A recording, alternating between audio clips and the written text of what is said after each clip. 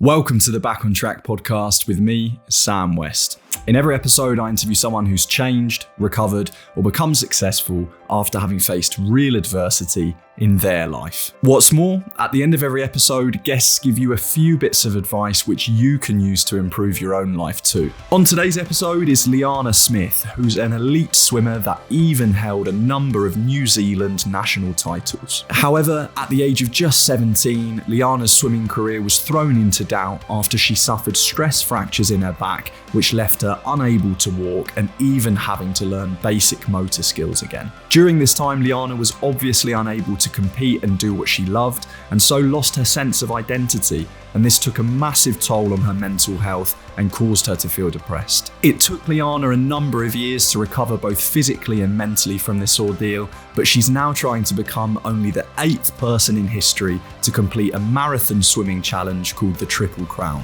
The incredible challenge involves 3 different mammoth swims across lakes and the sea, and what's more, Liana is also doing it to raise money for mental health charity I Am Hope. So, without further ado, let's find out what happened by listening to her story from start to finish. Liana, first of all, I just wanted to say a massive thank you for taking the time to come on the podcast. I really appreciate you giving us some of your time. How are you doing? How's everything going? Yeah, really good, thanks, Sam. Thanks for having me. It means a lot being able to, share my story and raise some awareness. But yeah, I'm doing well. We're back in lockdown down here in New Zealand, but yeah, doing well, so that's all that matters. Perfect. And yeah, we were talking before the podcast started, and unfortunately, you're not able to do any training at the moment, are you? Any kind of swimming because of the lockdown rules? No, so we're fully, level 4, no fun allowed. You can go for walks and things, but no sort of activities where safety people might have to come rescue you. So no open water swimming, unfortunately. So just dry land activities to keep me entertained. Okay, yeah, I'm sure you're eagerly waiting for those rules to change so that you can get back out. Back out in the water. Yeah, I'm not surprised. So Liana, I always like to kind of rewind back to the start of a guest story so that listeners can really grasp it from start to finish. And you're obviously, a very decorated swimmer that achieved so much throughout your younger years and then into your teenage years. Could you tell us a bit about sort of when you first got into swimming, what you enjoyed about it, and when it started becoming competitive, when you started thinking, actually, I'm pretty good at this. So yeah, if you could talk to us about sort of your early journey in swimming. Yeah, for sure. Take it all the way back. Exactly. So, coming from a small island nation in the middle of a pretty big bit of water, it's kind of classic that you grow up learning to swim in New Zealand. So I was very fortunate that I had that opportunity. I swam, did all the sort of sporty things that you do as a kid in rural sort of small town life. And my brother and I were lucky enough to join our local surf lifesaving club as well. And being on the west coast of New Zealand, we've got some pretty wild coastlines. So, you had to be a pretty good swimmer. So I was like the scrawniest, saddest, palest little kid you've ever seen. And I'm fighting these massive swells on the west coast. So it sort of became apparent that I really needed to put some effort into like learning how to swim properly in the pool. And this is when I was about 8 or 9, and I had to get my pool time better to qualify for the next stage up, I guess, for surf lifesaving. My parents sort of sat me down and we said, well, why don't we throw myself into a swim club? So I did that. And the local pool that we had was unheated, outdoor, no roof. So there was me, little 8-year-old, having to train in a wetsuit because I couldn't handle the cold or anything. Yeah, so that was my first swim club. But yes. Somehow, sadistically through that, I totally fell in love with it. And I stayed with that club at Waiuku for, I think about three or 4 years, and sort of had all these big kids that to me, they were just my idols. So I was able to race them, and it got to the stage where I started to beat them. I thought, man, this is pretty cool. So then it became apparent that I needed to sort of move up to the next club, I guess, which is in the town a bit further away than my parents' farm. So a bit more travel involved. But thankfully, my parents were happy enough to support me and drive me to training every morning and then to school and then the same in the afternoon. So they moved to that club. And that was the club I was with for another sort of 4 years, I guess. And that was really my formative sort of years for my swimming career. It's where the club that I got my first New Zealand record under. It's where I started getting my national titles and things. So yeah, that was where I started making a bit of a splash for myself, you could say. Yeah. Incredible. The thing that I love. The thing that I love about this is that sort of the harsh conditions that you grew up with, you know, doing that lifeguard training, you know, swimming out in the sea in these big swells, the really cold pool. It seems like you need those harsh conditions in a way to sort of make you into the elite swimmer that you became. So you mentioned there some national titles and some records and all the rest of it. How old were you when you won your first national title or when you set your first record? Oh man, I think for my, like in terms of national titles at the New Zealand Championships, the age group champs, I think my first, title was maybe when I was 12, I want to say. Wow. Yeah, which was really cool. And then every year I sort of would improve on that, both in the short course and long course competitions in New Zealand. And then when I was about 15, I think, 14, 15, I moved to another club. And that's where I really started to take another jump into my career. And that's when I started to get quite a lot more medals and things behind me, which was cool, a few more records. And it was really neat. Got selected on a couple of New Zealand teams. So got to represent my country at a youth level, which was pretty cool. That's incredible. Yeah. And obviously we're going to come to, because it was all going fantastically well, but then there was a bump in the road, which we'll talk about in a minute. But before we do, so when you were competing for your country at youth level, everything was going amazing. You were clearly very talented and very good at it. Were you thinking of things like the Olympics and World Championships when you got older? Was that always the sort of the big aim that you had? Yeah, for sure. I mean, swimming's a real hard sport because I guess like rowing, it really is your lifestyle, you know, like you are a swimmer. That's all you live and breathe. So you really do have to have those ridiculously lofty goals in your mind because otherwise, what else are you waking up at 4 a.m. every day for, you know? So Olympics and swimming professionally was totally on my radar. And that's just, all I wanted to be was a professional swimmer. Wow. Yeah, I can imagine. And as soon as you said there, what else would you wake up at 4 a.m. for? That's absolutely right. Because I'm not sure what would get me up out of bed at 4 a.m. Not a lot. Every day. Not a lot. I can tell you that. But as I mentioned before, there was quite a big bump in the road coming up, and I think it was at the age of 17 when you developed stress fractures in your back, and you can tell us sort of about how that came about. Perhaps it was just from sort of repeated sort of extreme exercise. I don't know, but and it's interesting when you first hear stress fractures, you think, oh, that might not be too bad. You might be able to recover from that quite quickly or whatever. But this actually wasn't the case at all. It was a very, serious injury. And not only could you not swim, but you actually had to sort of learn basic sort of motor skills again in terms of learning how to walk. You had bed rest and swimming had become your identity in some ways. It had kind of become who you are. And then you had this long period of recovery, not being able to swim, not being able to do any exercise, which sounds like it was must have been really tough. So could you talk to us about when you got that injury and sort of how things changed when that happened? Yeah, totally. I guess it's pretty important as well to note that I'm potentially not the best at listening to my body, and when I get injured, I've got a really good sort of background of she'll be right and pushing through it. Right. Important for this whole story. So when I was 17, I started just getting some pretty gnarly lower back pain. And you can imagine, training 26 hours a week plus gym every other odd afternoon on top of that. We're doing like Olympic lifting and things in the gym as cross training. So your body's already going through quite a bit of oomph. And then to, just have something to niggle and to not quite listen to it. Hindsight's a beautiful thing. Maybe should have listened a bit better when I was younger. But I kept training through my back pain. I did go and see, physios and things, and I just get treated for muscular pain.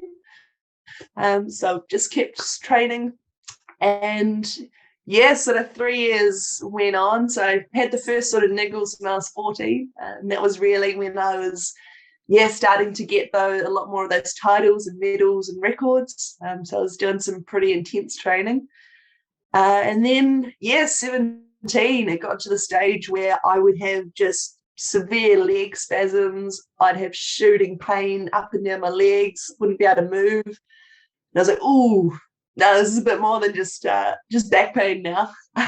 This is not right. Yeah. Finally went and saw some specialists, and it unfortunately came about that back in a few years prior, when I started having the initial pain, I had given myself a hairline fracture in one of my vertebrae. So super unscientifically, one of the little squiggly bit side of my vertebrae had gotten a nice fracture from just the repetitive strain of butterfly and breaststroke. I was an IM swimmer mainly, and then as well, just you can imagine, 80 kgs slamming against the wall every 15 seconds on a tumble turn adds up over the years.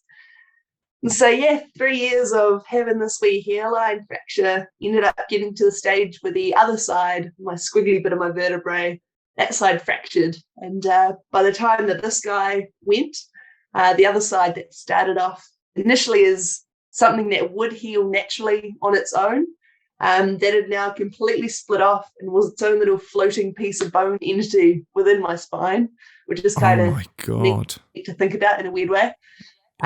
So it became apparent that I needed to go under the knife and get some rods and screws to put me back together. Yeah, there's an important lesson there, I guess, isn't it? Especially for younger athletes coming through, is, not to try and push through the pain. If you feel something's not right, really try and address it early, because, as you say, it was something that might have healed itself, had it been left to have time to recover in the beginning. So you had that surgery, that spinal fusion surgery, and then were you given a sort of estimated time of this is how long it will be before you can do exercise again and all the rest of it? Could you talk to us about that and the period of recovery after that surgery? Yeah, for sure. So it's pretty tricky, I guess, with those sort of surgeries, because it's all dependent on the person. Nobody will heal in exactly the same set time frame.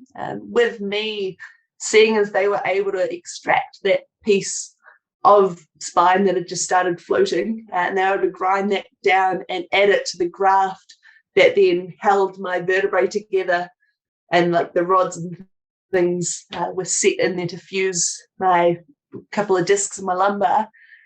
Seeing as it sort of had parts of my own DNA, my body accepted it a little bit quicker than what some people would, but it still saw me. I was in hospital for 8 days. And I think it was only like day 4 that I was able to had to have quite a lot of help standing up. I had these 2 very short little nurses who couldn't quite handle the bulk of a teenage swimmer. Had to have quite a bit of help learning to walk again. But hospital for 8 days and bed rest for about 5 weeks or so. And that's when I started being able to cut some hot laps around the house and go to, water walking, and I'd do some water walking with all the oldies in the pool in the morning. They'd give me a clap when I'd try and do a swimming lap, and it's quite sweet. But slowly just built on that, and I guess it really was sort of a good sort of 3-4 months before I could, properly move my body as normal. Obviously, it was still a hell of adjustment for me to realize that I wouldn't be able to, bend down and put socks on for the first wee while. So to have that level of independence stripped away at 17 was definitely part of the mental struggle that I went through. But like you mentioned earlier, that whole loss of identity of, being a swimmer was who I was. And 17 is already a weird age. That's the age that I'm sure it's the same as you guys in the UK. You're having to go through what you want to do when you're older and what you can study at uni. And my thing was I was going to be a swimmer. And so to suddenly, they're like, oh, whoa, I can't even walk. Who am I if I'm not a swimmer? Threw me for a six. Yeah, I can imagine. Absolutely. And did you have any idea of when you would be able to start sort of swimming competitively again? Like, did you think, you mentioned there sort of about, 5 months before you could start moving semi-normally, but obviously swimming competitively is a level even above that. So did you have to wait even longer to sort of, get back into the competitive side of things? Yeah, totally. Swimming at that sort of level, the sort of general rule of thumb is 1 week out of the pool is 3 weeks to catch up on fitness-wise, because you lose that, I guess, that feel of the water so quickly. So for me to have such a period of time, totally bedbound and just slowly getting back to general fitness, let alone swimming fitness, would have been quite a journey to get back to competitiveness. But, a good couple of years, I probably could have gotten there. But with swimming, it's, it is a 20% physical sport. It's definitely mostly a mental sport. So for me, that was why I couldn't go back. I didn't go back. I shouldn't say I couldn't. Just made me realize that I needed to find out who I was without being so, blinkers on, focused on my sport. Absolutely, yeah, and you hear this story a lot with a lot of younger athletes because it's all they know, the sport that they engross themselves in, and then when they have an injury like that, they, as you say, you struggle to find out who you were, and that loss of identity was quite difficult, and that's actually something I wanted to focus on. Obviously, sort of the mental health side of your recovery and that challenging period that you went through, because obviously mental health is something that I talk about on this podcast a lot. I'm very keen on sort of raising awareness around it, and I know you are as well, because you chose to raise money for a mental health charity, which we'll get to in a bit. But yeah, could you talk to us about sort of how bad things got mentally during that period where you were injured and trying to work out who you were, because I think it led to you feeling quite depressed, and yeah, I'm just wondering if you could tell us about that, the mental health side of that time. Yeah, it's interesting that you mentioned about how lots of other young athletes go through the same thing, because it is so, you see it everywhere, especially here in New Zealand. Like you get to a stage where you're having to push yourself, because if you're not physically pushing yourself, then you're not anywhere near the top. And mentally, it's exactly the same. If you're not able to quiet the voice that's saying, oh, I'm a bit tired, I need a break. And if you can't fight through that, then you're not going to make it, really. So it's a shame that is the mentality, but that's just what sports is. And you live and you breathe it because you love it. So it's a double-edged sword, I think. But yeah, for me, I really struggled with it. It was, like I said, that total loss of identity. I didn't like who I was, because I thought that I wasn't worthy of being anything else, because I didn't know anything else. I'd gone through my whole sort of teenage years as being a swimmer. And yes, and also, I don't know if you know much about swimmers, but it's a pretty high eating sport. So I was still eating like a swimmer, but obviously not able to move or anything. So I packed on the weight like you wouldn't believe. So that also was a hell of a ride at 17, going through that sort of body positivity as well, especially going from fully high-functioning athlete to, oh my God, who am I? Why do I look like this now? It was a whole cluster bomb going on. Absolutely. No, I can imagine. Yeah. Yeah. So were you open with sort of family and friends about how you were feeling mentally at that time, or were you just sort of keeping those feelings to yourself? Because I imagine it's, I remember what I was like at 17. I probably didn't want to express my vulnerable thoughts to, even my parents really, or friends and all the rest of it. So yeah, was it something that you were struggling with yourself, sort of feeling quite low, feeling quite depressed, or did you sort of seek support from other people to help you through that tough time? Yeah, I was, absolute classic case of someone going through a rough time and absolutely not speaking up and talking to people about it. I think it's a big Kiwi mentality as well, is that you don't want to draw attention to being weak or people looking down on you type thing, which is so not the case. It's not, not what's involved in talking about mental health at all, but that's just the stigma, I guess, that's associated around it. So I definitely kept it under wraps. I'd go to school and, I'd be the happy, bubbly school leader. I'd still be stepping up for, holding committees. And most of my wider group of friends had no idea. Even up to, I guess, about 4 years ago, I started being a lot more open about my mental health journey.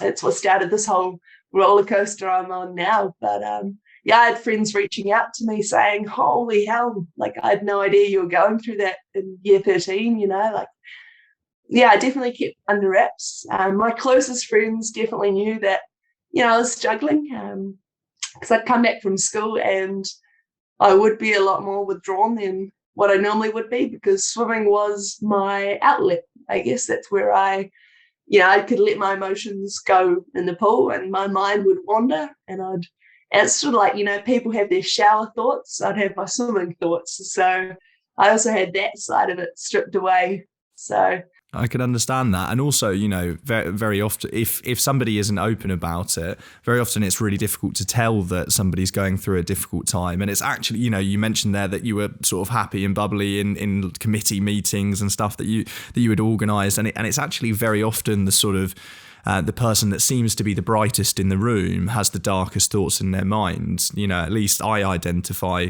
with that quite a lot, because I think in some ways you try and deflect the attention from you by sort of pretending to be really happy. You know that nobody's going to question you about it. So yeah, no, I can understand that. And Liana, it sounds like an incredibly tough period, especially not being that open about it. So you couldn't get that support. You had the physical side of things as well.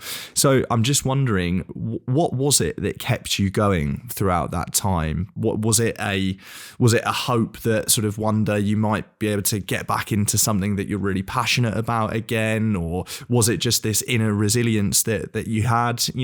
When you were at your worst, both physically and mentally, what things kept you going? 100% my family and my closest friends. When I was in the hospital and for that month on bed rest, my family was, I don't want to say my backbone, but totally my rock. Yeah. And my best friend, she'd actually come to the hospital and then come to my house after school every single day, even just to sit with me. There'd be some days where I just wouldn't want to speak at all, and she'd just come and sit and read and just be there with me. That's so there's sweet. one particular very fond memory that I've got of being in the hospital on one of those bad days, and she just sat there and she just blew little balloon fish up with all the doctor's gloves. And I've actually still got some of those fish pinned up in my wardrobe. But it was definitely having people like that, that got me through in a big way. I can't repay my family or friends enough, because during those lowest times, especially a couple of months in, when I realized that, oh man, this is going to be what my life is now, I'd spiraled down that sort of path, and it got pretty dark in my mind. I saw the old black dog, as some people say, and I think not having that family and friend support, I don't know if I'd still be here. So I really, I can't credit them enough for still loving me through those times and being there for me. Absolutely. Yeah. Having the sort of unconditional support of family and friends is so vital in moments like that, because you're not able to pull yourself out of it. So you need others to sort of to give you a push up there. Liana, I'm wondering when did things start to get better, both physically and mentally? Was it a case of when you were able to do sort of lots of exercise again and become active and have totally your normal life back, minus the competitive swimming? Was it a case that you then mentally felt better, or did the sort of mental side of things lag quite a bit behind and take a while to sort of to get to a good point as well? So yeah, it's a very long way of asking sort of how long it took to get physically better and also to feel better mentally. Yeah, the physical side definitely came a lot quicker than the mental side. I think seeing as I was in a sport that was so mentally driven, that definitely took a toll. I'm so used to being so in control of my emotions and my thoughts that to suddenly have them going away from me was quite an unnerving experience. But it definitely, I got to the point where I could walk and function super normally. And then it was during those times that I'd sort of then almost add on to the negative thoughts in my mind of thinking, you are healed. Why aren't you feeling better? And adding that pressure on mentally as well. And it wasn't until I really sat down and sort of thought to myself, well, if I'm not a swimmer anymore, I'm going to find out who I am. So I decided to go traveling. And it was, probably over that sort of journey that I realized I have other great qualities about myself, aside from my sporting and my physicality, that I now know and love. And I think it was that acceptance of, all the different parts of me that really, made the difference. And that took a good few years. Like I'd say it was, probably about 3-4 years. But I was like, actually, you know what? No, I'm in a really good place now. And it was after going overseas, losing myself somewhere totally new and foreign, that I was like, no, this is okay now.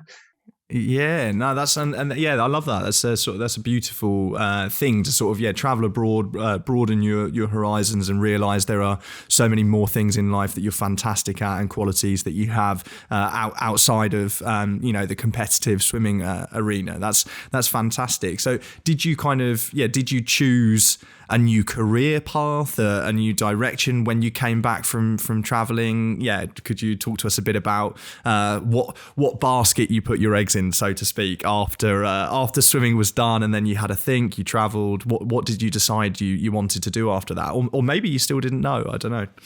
Yeah, no. So I, doing the whole swimming thing. It's like a classic when you're a high level sport athlete that you just go to uni and you study physio or sports science or sports psych. And so that was my plan. I was going to be a physio. I was tracking to get a scholarship over in the States.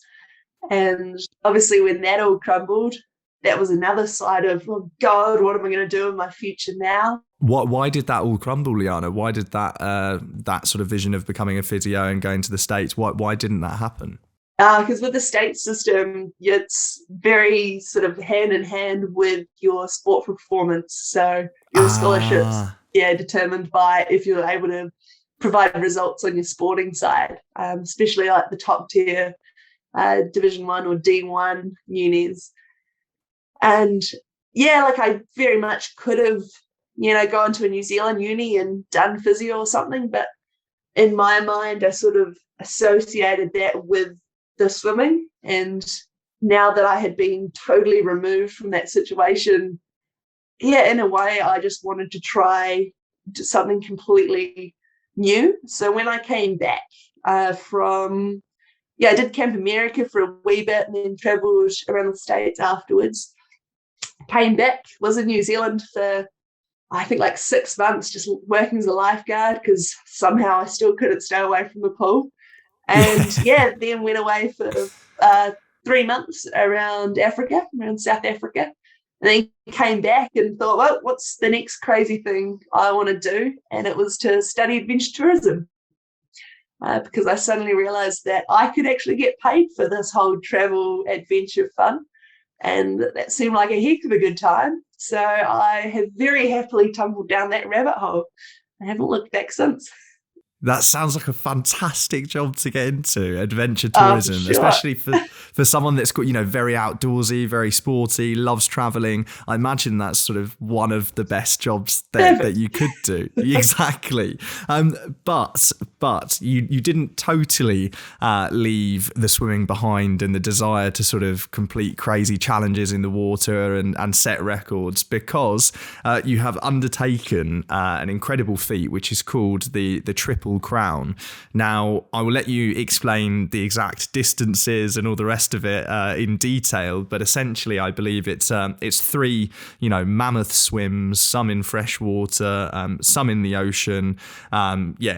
Incredibly long distances. And if you complete this challenge, or when you complete this challenge, I should say, you'd become only the 8th person in history to do so. I believe. I think I read. So that shows just how difficult it is.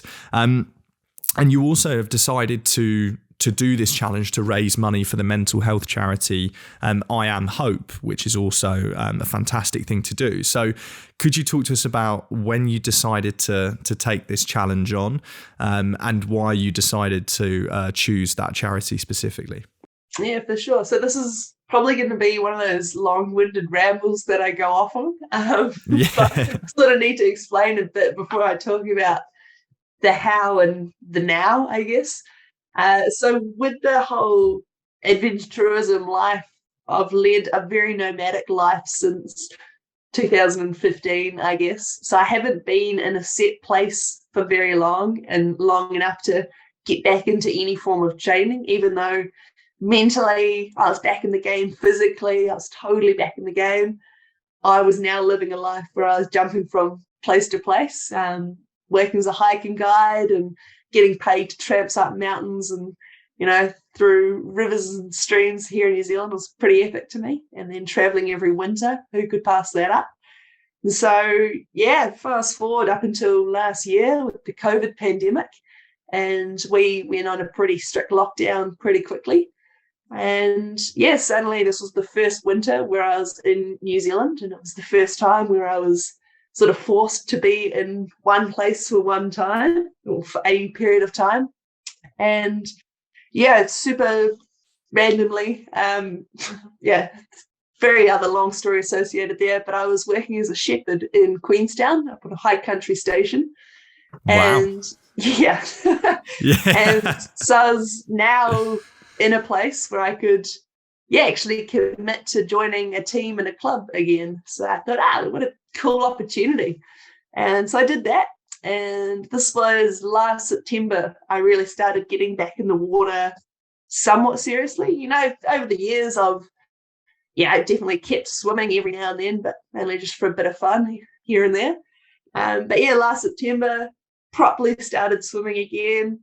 Joined the old open water club down in Queenstown, and we'd train in Lake Wakatipu, which sits, nicely glacial fed at about 13 degrees year round. So it's just fairly refreshing. Yeah. And it was, sort of doing those swims and realizing that, I actually really still love this. And there's still a part of me that kind of has unfinished business with it. Even though I'd been on this 7-year self-inflicted hiatus, I sort of realized that there's still a bit of me to give to the sport. And so I really kept committing to the trainings, and was able to get my boss to let me start work later on the farm to squeeze in a training every morning and night, which was good of him.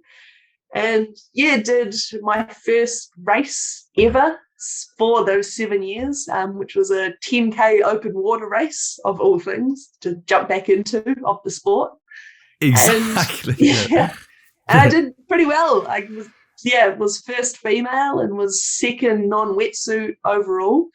So I thought, man, I've still got it. How about that? So that really set the ball rolling for thinking, well, what can I do? What's next, really? Or what else can I do with myself? And yeah, so the Triple Crown, like you mentioned, it's quite an elusive open water goal for people in New Zealand. At the moment, there's only 7 people who have completed it. And back in the day, during my swimming career, there was only 4 people who'd done it in those days. So to me, that was something like, totally out of the realm of anything I could ever do. It was man, that'd be awesome, but that's so not in my ballpark. And yeah, after this race in Wanaka, sort of thought, well, if I can just knock this 10K out from really just like 2 months of training, I wonder what I could do with a bit more training again. And so I gave the man, the myth, the legend of Philip Rush a ring. And Phil and I actually have a wee bit of history, because back in the day when I was about 15, he was the New Zealand head coach for the New Zealand youth open water team. So he actually coached me through my second ever 10K race, where I was repping New Zealand over in Aussie for the 5 and 10Ks, which was kind of funny to think that now we were coming full circle, and he was, the go-to man for ultramarathon swims in New Zealand. He's got his own incredible background of his own swimming history. He's still got the record for the 3-way English Channel crossing, and has got all the New Zealand records still for double crossings of Cook Strait and Taupo. But now he's stepped back and he helps other people do these swims, which is cool.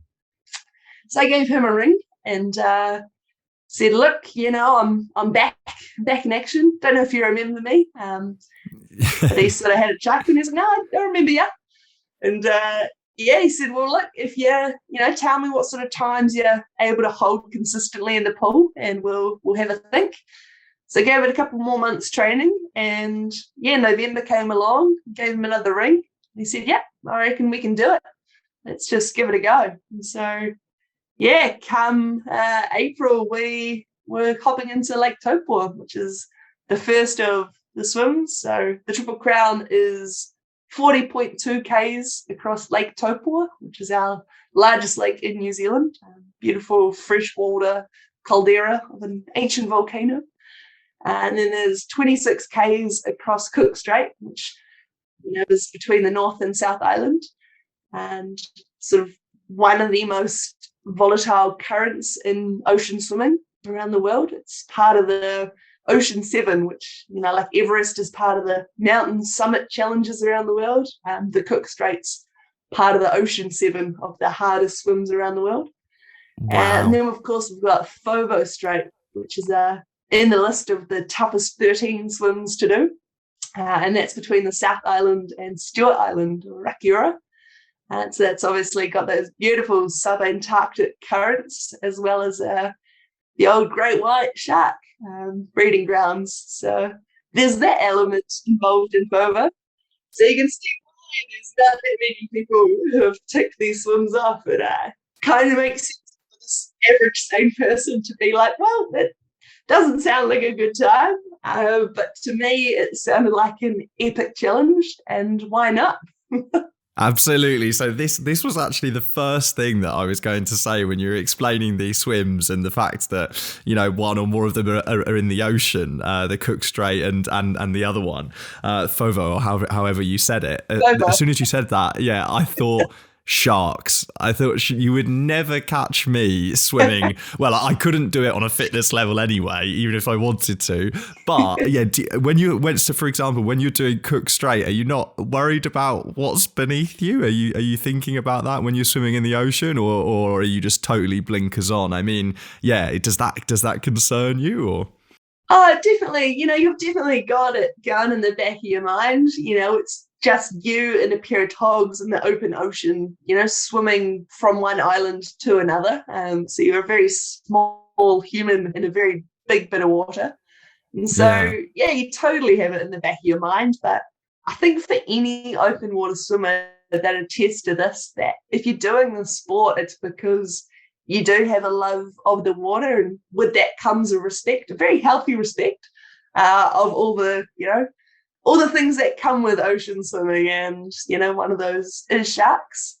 So you can go in it with, the anxiety totally taking the forefront. But for me, it was a case of, well, if that's how I go out, then it's a hell of a way to go out. It's a bit better than, being hit by a bus or something. So, yeah, it was, in my mind, just a part of the swim. I knew that there were sharks in the ocean. But thankfully, during my Cook Strait swim, I didn't get any shark action. I got a couple of fur seals that swam underneath me that, wow. in the split second out of the corner of my eye when I saw them, it was just a dark shape moving below me in the water. So in my mind, I just went, oh, cool, it's a dolphin. Just told myself it was a dolphin the whole time. Exactly. And then finally saw it was a seal on my parents' videos that they took of them. And then had a couple of birds land on my feet, which was a bit of a weird feeling. So I was expecting, to see things or getting attacked from below. I wasn't prepared for attacks from above. But yeah, if and when we do have any shark action in FOVO, that's just things that come with it, really. And that's why you do pay such astronomical fees for the boat support that you do have, because they're the ones keeping you alive in those situations. Wow. And also, so I'm sure actually the shark factor probably makes you swim a little bit faster as well. Maybe you think Yeah. I need to get this straight done as quickly as possible. I could imagine that would be a big motivator for me. But so Liana, you've done two of them, as you mentioned. You've done Topo and the Cook Strait. You have one more left to go. So which of those three do you think is the most difficult? And also, if you could talk to us a bit about how you prepare both mentally and physically for such grueling sort of ultra marathon type swimming events. Yeah, so I guess good to mention as well the ultra marathon side of it. So with swimming, for a comparison for people who don't understand the ultra side of things, in swimming, a marathon level swim is 10 kilometers. So that's like a 10K swim is equivalent to your average 40K marathon run. So an ultra marathon is 20Ks and up. And yeah, the first of these swims, like Topor for me, like I said, is 40K. So that's the running equivalent of 100 miler or 160 miler or 4 marathons back to back.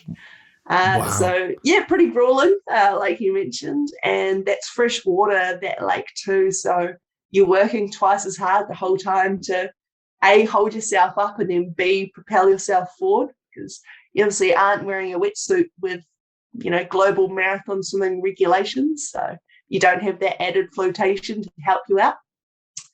And yeah, in terms of, I guess, preparing for it, it is getting used to that grueling side of it physically and mentally. So in the pool, you're having to do a lot of consistency work, because obviously being able to hold a consistent pace is your ticket to a successful swim. So for me, that was aiming to hold about 1:30 per 100 meters, which on a swimming side of things, back in my heyday, my PB or personal best was like 57 seconds for 100 meter freestyle. So to be thinking, 1:30, that's just, cruise. But you got to imagine that's across 40 kilometers. So it ended up taking me 12 and a half hours of swimming to get across Lake Taupo. So starting at 4 a.m., finishing in the afternoon. And held pretty consistent pace, which was awesome. There was a couple of hours where I dropped to like 1:45 per 100 pace, but otherwise stayed pretty nicely set. So for 12 hours, you did not stop swimming from 4 a.m. to the afternoon. You that was without any kind of break of treading water or anything. You kept going straight the whole time. Yeah, so you do have like a feed stop, but you don't particularly stop. My feeds would be about 10 to 15 seconds. So you'd I guess you kind of tread water, but you sort of just, keep yourself afloat without trying to exceed as much energy as possible. And so you'd get your drink bottle thrown at you because, you can't jump into the IRB beside you, the rescue boat. That's your support boat. And you can't hold on to it or anything. So you're getting for me, I had 3 different types of hard carbs and then my electrolytes in my drink bottle.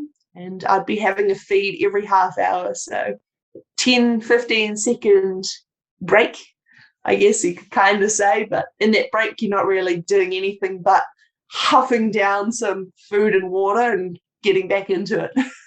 Wow. I mean, that really puts into context when you say it took you 12 and a half hours or so, you said there. Yeah. That's, of non-stop exercise swimming across a freshwater lake. That is really, really quite something. So was that the most difficult one? Obviously you still have one to go, but do you anticipate that Topo will be the hardest one simply because of the distance?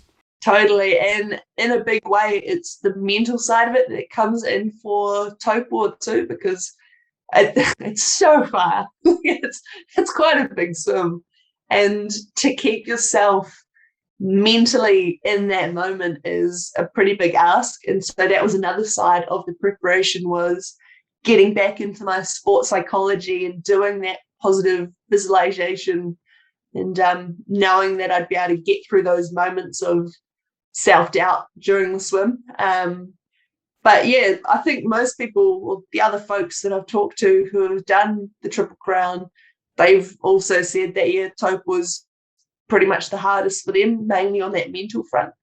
So Cook Strait's considered pretty up there in terms of difficulty, because you're getting obviously 2 huge bodies of water crashing against each other, and you're just getting tossed around in the middle of that confluence.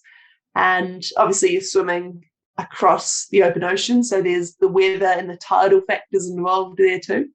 But then Fovo generally has a slacker tide than Cook Strait, but then there's the cold and the sharks. So they've all kind of got their different elements of fun and of what make them so special and unique. Yeah. I love the way that you call it fun. I would call it terrifying, but yeah, I'm not really an right?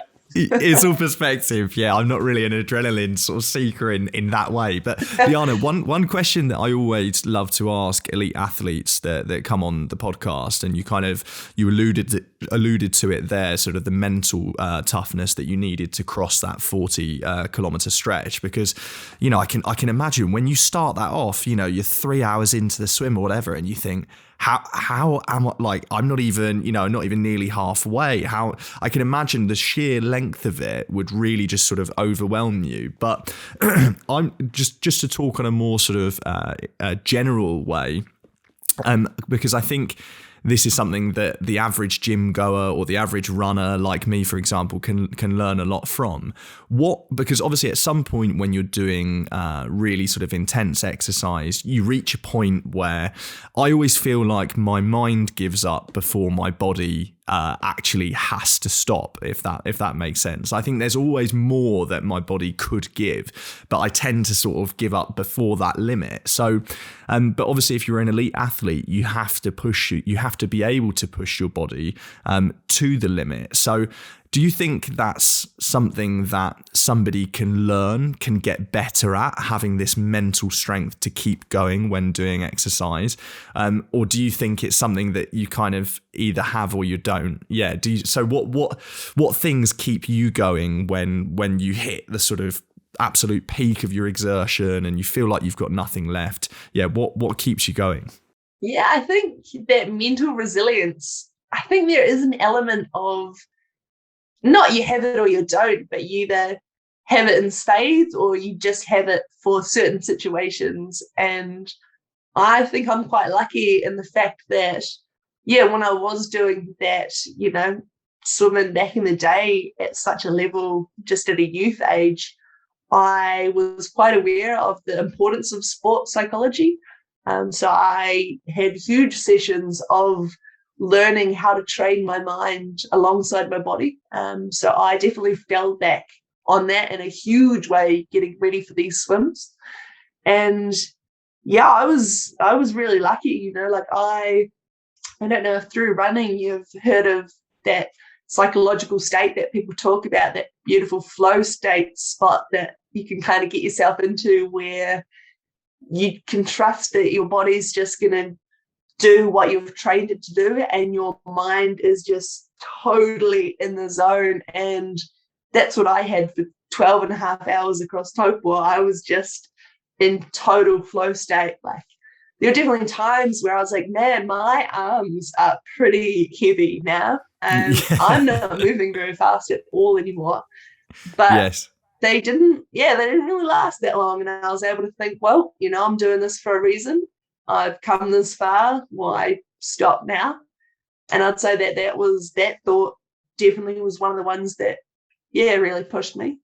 Was I was aware of how much time, money, energy I'd already invested in it. So why give up, I guess? And I think a huge part for me from this whole journey is I've got a very weird perception of my body's capabilities too. So I've gone through this period of my life where I wasn't able to walk or run or do anything. So to now be able to use my body to its full potential, I've got total, love and respect for being able to do that. So I think to have that perception of, having that fortune, I guess, to use my body, I like to think I don't waste it. Absolutely. Yeah. No, there are a couple of things there that made total sense. And certainly having had that period on the sidelines and now all these years later to be back in there doing what you love, I can imagine, you certainly don't struggle for motivation. I think for a lot of people that maybe don't have that real sort of mental toughness inherently, people always talk about, what is your why, right? And kind of there you spoke about all of the stuff that was invested into it in terms of the money, the time and all the rest of it. So you kind of need that external factor to tell you, I can't give up because of this sort of goal or this reason that I'm doing this. And for me, I think often what keeps me going on a long run or whatever is that I know how good it is for my mental well-being. I have a goal of where I want to get to. So yeah, I think lots of useful bits there for people that are listening. So Liana, how much money have you raised so far for the charity I Am Hope? And I've also been super lucky with very generous donations, and this cracked $8,000. Which is totally not what I was expecting. I thought I'll, use this platform to, raise a bit of awareness and try and get maybe a couple of thousand if I'm lucky. So to have so many incredibly generous donations from, friends, family, through to total strangers who my story has somehow funneled into their community, and they've heard about me and sort of thought that I was someone worth reading about and giving a damn about their cause. And I'm very happy to be able to do a little bit of good in the world at the moment. That's fantastic. And I think some people are generally quite worried when they speak openly about their own struggles and all the rest of it. But actually, it seems that the reception that you've had, and you talked about all the money you've raised there, has the reception that you've had deciding to raise money for a mental health cause, has it been a really nice reception from people? Yeah, totally. And I think, like I said, it was only really like 4 years ago that I was comfortable talking about my own mental health journey. And so to do it, and that was just to friends and family, to put myself on such a vulnerable platform, on social media, and say, hey, look, this is what I'm doing. This is, why I'm raising money for I Am Hope for youth mental health. And to be authentic and sort of tell people my story was a pretty big step on my part. I definitely felt physically ill the day that I made a very raw video about my journey. And that took a pretty big step for me. I certainly don't normally speak this openly and freely about my, past. It's taken a good amount of learning for me to get to this stage. And I think that reception of total strangers just saying, hey, thank you so much for, using your platform to share your voice. It sparked a huge amount of acceptance. And I think it's made me realize that, everyone's got their own struggles. And even if people haven't personally dealt with mental health, they know someone who knows someone. It's, it's one of those things that's somehow, affected so many more communities than what people realize, I think. Absolutely, yeah, and you're doing a fantastic thing, choosing to raise awareness in this way. You've got 2 legs of the Triple Crown down, just 1 to go. I have no doubt that you're going to smash it and become the 8th person in history to complete such an awesome feat. And we'll also, I assume all of your donation links are still live. I'll make sure to put those in the description of the video and on all of the podcast platforms as well. So yeah, I'd really encourage people to contribute there. Liana, I think you're such an inspiration, and you really sum up what the podcast is all about. Having come from that really, really low point all of those years ago, losing that sense of identity. I'm choking here at the end. I can't get my words out. Losing that sense of identity, to having to find a new direction in life, and now sort of finally coming full circle and doing a challenge that's kind of brought you back to your younger years in some way, I guess. So yeah, I love that. It's a real comeback story, and one I think that a lot of people are going to find very inspiring. The way I always like to finish off the podcast is by asking interviewees just to give guests, if they can, a few bits of advice that might be able to help them through their toughest moments. So yeah, things that helped you through your darkest times might be really useful for other people listening. So yeah, as a way to finish off, if you have anything to share with listeners that you think might be able to help them if they're going through some difficult moments. Yeah, for sure. I think that's epic that you add the word tidbit at the end of every interview. I think that's epic. But I think from me, I would say to remember that what you're going through is, totally, I guess, uncomparable, I want to say. It's uncomparable what you're going through mentally than what someone else is. So, especially during the times that we're going through with COVID, if you're feeling like you're having a bad day, but you're reading on the news of all the horrific things going around the world, I think it's totally understandable to say, hey, I'm actually not feeling good. And I guess one of my key takeaways, like I said, hindsight's a beautiful thing, is recognizing that you do need to speak up. And even if it's just talking to a friend or family member, just saying, hey, I'm not feeling great, and having those vulnerable chats early on, and getting some help is pretty huge. And don't be afraid to dream some pretty ridiculous dreams and try and chase them, I think is another thing that I've learned. Something that I wish, I think I had a bit of that in me back in the day, but yeah, that's totally... really what's kept me going the last sort of year during all this madness is following some crazy dreams of mine.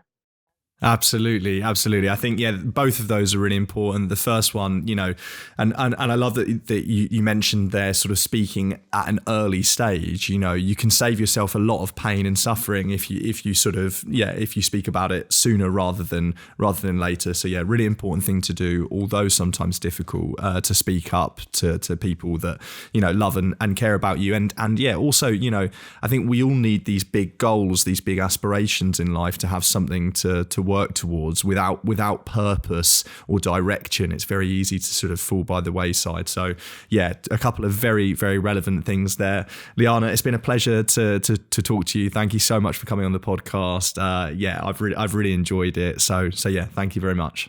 Yeah, thanks for having me. It's been awesome.